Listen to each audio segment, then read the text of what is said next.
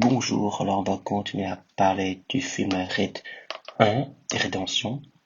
Là, on va un peu parler du squad en lui-même. Le squad est en grande partie composé de nouveaux venus, de newbies, hein. Ces newbies-là, ils vont faire des erreurs de newbies tout simplement. Par exemple, au lieu de rester concentrés dans la voiture à voir si les ennemis sont là, parce qu'ils sont quand même allés pour tuer les gens, donc les gens ont tendance à se défendre après, au lieu de rester concentrés, ils parlent de foot. Et aussi, par exemple, quand un de leurs ennemis est tué, un de leurs camarades est tué, ils crient, ils chialent, ils perdent leur attention, et ça, c'est des erreurs de débutants, on va dire ça.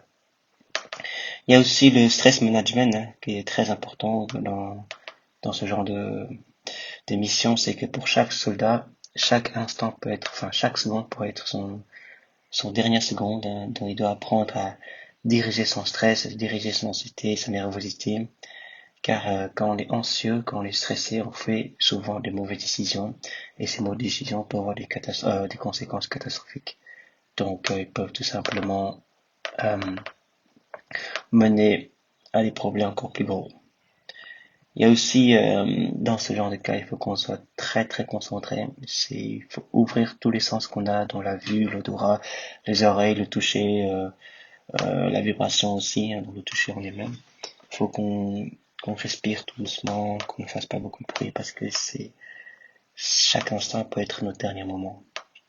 Et aussi, je trouve ça intéressant, c'est le langage des signes, enfin les signes, le langage de la main et des signes, tout ça, puisqu'on ne peut pas faire de bruit, on peut au moins faire des gestes, comme pour chaque situation, en fait, des moments de combat, c'est qu'il y a le moment où on doit s'arrêter, on doit continuer à bouger, on doit faire attention parce qu'il y a des ennemis, on doit couvrir-moi, donc regarder dans toute direction, s'il n'y a rien, parce que je vais sortir, donc regardez, couvrir-moi, je ne peux plus regarder dans toute direction, je vais bouger. Il y a aussi le côté regardez qu'est-ce qui se passe ici, donc regardez, où je vois un, deux, trois, quatre hommes devant, ou va devant, et, euh, dans chacun de ces messages, dans une mission, ça se traduit par des signes de la main, hein. Donc va devant, il se donne des tapes, il se frappe le front en fait pour dire va devant, donc front hand. Donc il y a aussi le côté, il y a une entrée ici, on va entrer ici, fais attention, regarde, on serre les rangs et tout ça. Tout ça c'est vraiment extraordinaire. En fait, chaque langage exprime en quelque sorte résout un problème dans une situation donnée. Ils vont pas faire des phrases philosophiques ni des phrases de poète. Si c'est dans le combat, on doit juste regarder à gauche, à droite, où les ennemis, où rien n'est déclaré, on doit reculer, donc fallback, tout ça. Donc je trouve ça vraiment génial. Et aussi, on va parler un peu des différents grades dans ce... Ça, c'est juste une petite mission. Mais dans une grande armée, ça peut s'appliquer aussi. Il y a des grades, il y a hiérarchie. Ça peut être un soldat. Donc un soldat simple, un soldat qui risque de mourir demain, hein, sur le champ de bataille, celui qu'on envoie au premier au front, hein.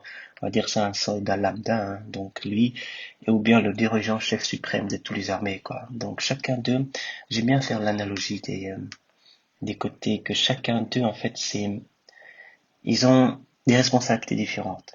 Mais avant d'entrer dans ces hiérarchies, il faut voir une chose que dans une guerre, il y a beaucoup de choses à réfléchir. Que de soi se battre, comment organiser l'armée, comment se passe l'approvisionnement, comment se passe la météo, le temps, le terrain, les renseignements, les discussions avec les politiciens, les discussions avec les chefs des armées.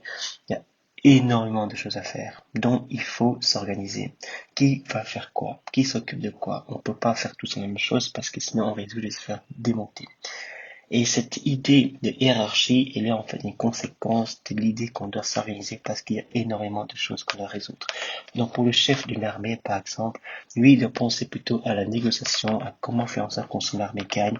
Il doit penser à la stratégie militaire, comment appliquer la stratégie, comment faire en sorte de faire bouger 500 000 hommes, à 500 000 hommes par-ci, à 500 000 hommes par-là. Il doit penser très grand car son but, c'est tout simplement de gagner la guerre. Il doit comprendre beaucoup des situations actuelles, que ce soit la fatigue, le terrain, la météo, les désavantages, les opinions politiques, beaucoup de choses en fait. Peut-être que ces choses ne sont pas tous importantes, mais il faut au moins au moins savoir ça. Pour un petit soldat, un soldat qui est sur le fontaine, hein, celui qui va simplement risquer de se buter au jour de lendemain, lui, son boulot, c'est de se battre, simplement. Il ne doit pas penser à tout ça parce que c'est son chef qui va penser pour lui. Il va se battre, il va tuer les gens, il va se faire tuer, donc il va pouvoir bouger. Il sera un peu le pion, quoi.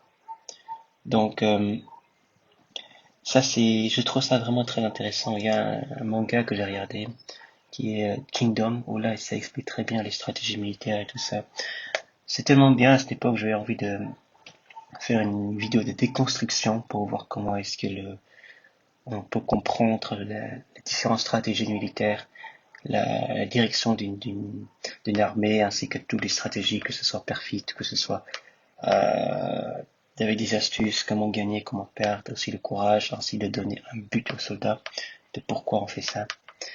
Donc voilà. Donc pour revenir au film Red 1, donc là on va pas un peu les faits qui sont dans le building, hein, voilà, il va commencer à rentrer, donc bien sûr dans la mission, l'action qui est recommandé, c'est l'action furtivité. Faut pas se faire remarquer parce que le but c'est de choper Taman, le chef du leader, et le chef du leader, qu'est-ce que ça compte, le chef du gang en fait, et de le choper et de le mettre en justice ou de le tuer s'il faut, hein. Donc, il y a beaucoup de buildings, donc des stratégies s'opèrent. Puisqu'il y a beaucoup de buildings, pardon, puisqu'il y a beaucoup d'étages et beaucoup de fenêtres, il faut séparer l'équipe en deux pour ne pas se faire remarquer.